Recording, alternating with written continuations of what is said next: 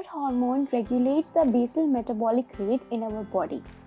Therefore, its level needs to be regulated in the blood. In this video, I am going to tell you the regulation of thyroid hormone secretion.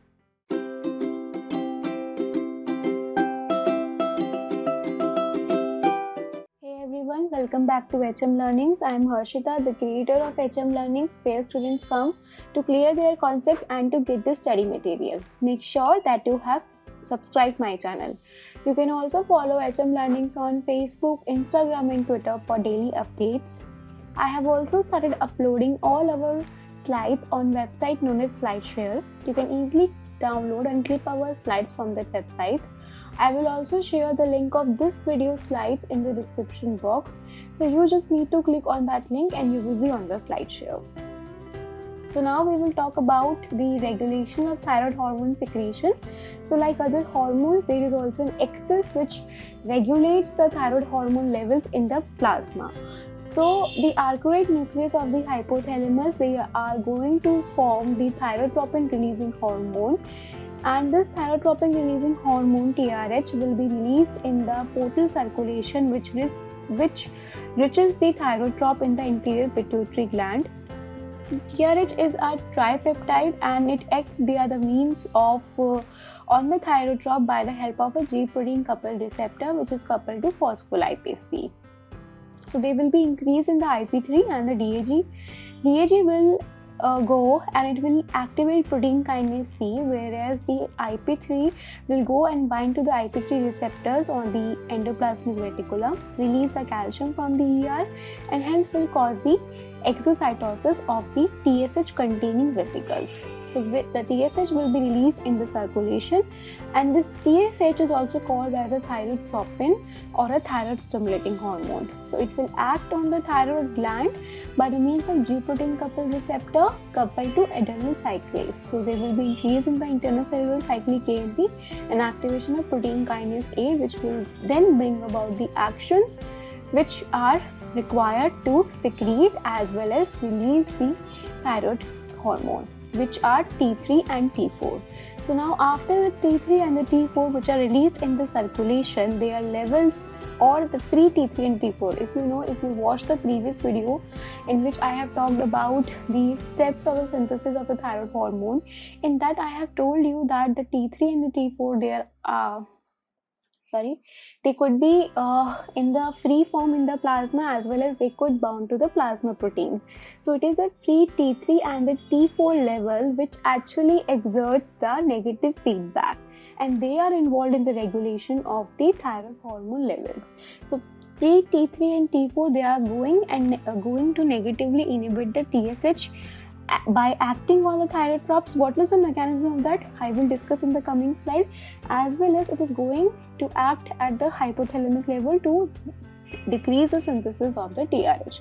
So by this is an example of negative feedback mechanism. Like other hormones we have discussed previously, like we discussed cortisol, the parathyroid hormone, these are also being regulated by the negative feedback mechanism. Now this is a diagram which shows very smartly the steps of the synthesis of the thyroid hormone as well as the steps at which the TSH acts. So TSH not only stimulates the secretion of the T3 and the T4, it also helps in the synthesis of the T3 and the T4.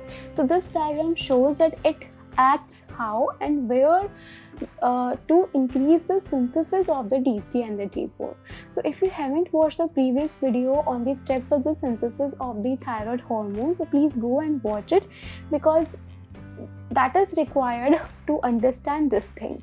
Okay, so the first step is that there will be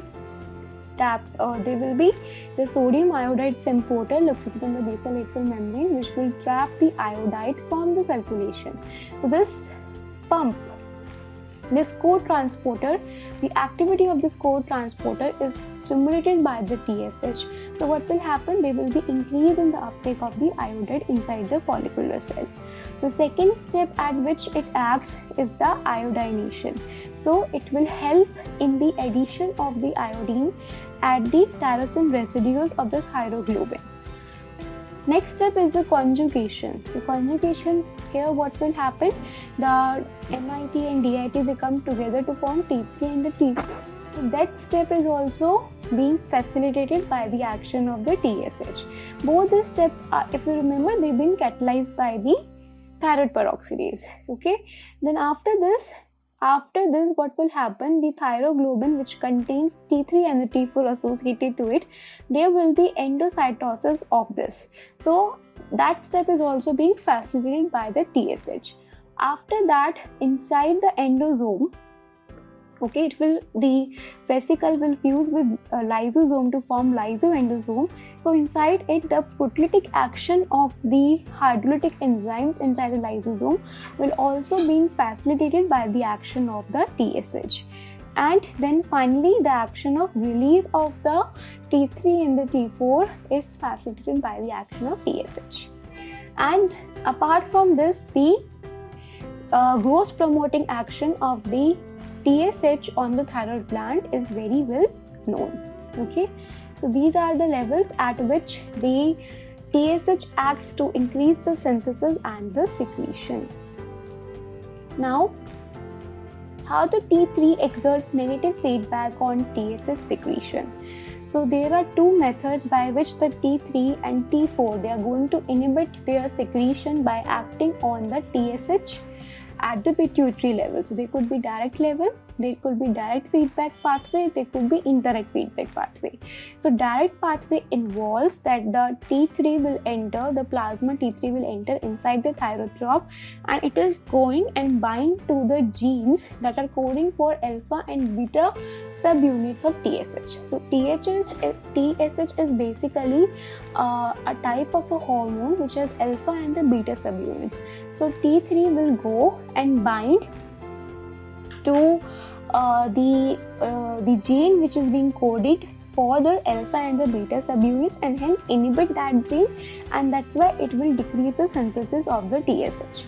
Another mechanism is the indirect feedback pathway, which involves that there is decrease, the T3 will enter inside the cell and the number of the TRH receptors on the cell membrane will be get decreased. So the response of the thyrotropes to the TRH will be decreased. So ultimately what will happen, they will be decreased in the TSH release, they will be decreased in the T3 and the T4 level. Okay, so this is a very short brief video about the regulation of the thyroid hormone secretion. If you like this video, please like, share and comment on it. Let me know in the comment section any video you want me to do for you, and also don't forget to subscribe our channel, share our channel, as well as don't forget to check our slides on the SlideShare. Till then, keep learning.